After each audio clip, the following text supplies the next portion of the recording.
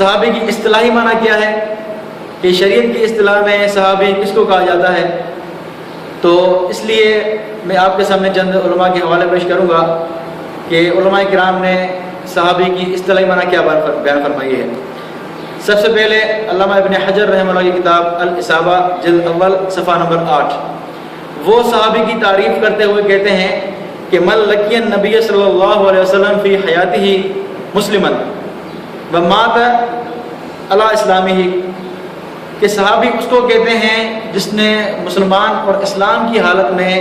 نبی پاک صلی اللہ علیہ وسلم سے ملاقات کی ہو اور اس کی موت بھی اسلام کی حالت میں ہوئی ہو۔ یعنی صحابی کے لیے ایمان کی حالت میں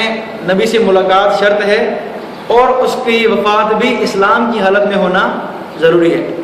یہ تعریف کی ہے علامہ ابن حجر رحمہ اللہ نے الاصابہ میں، اور بالکل بہنی یہی تعریف تدریب الراوی میں علامہ جلال الدین سیوطی رحمہ اللہ نے کی ہے۔ انہ التاسع والثلاثون تدریب الراوی،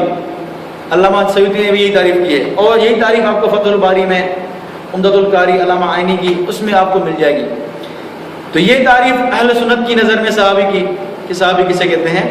کہ جس نے ایمان کی حالت میں نبی کو دیکھا بھی ہو، نبی سے ملاقات کی ہو اور اس کو اسلام کی حالت میں موت آئی ہو۔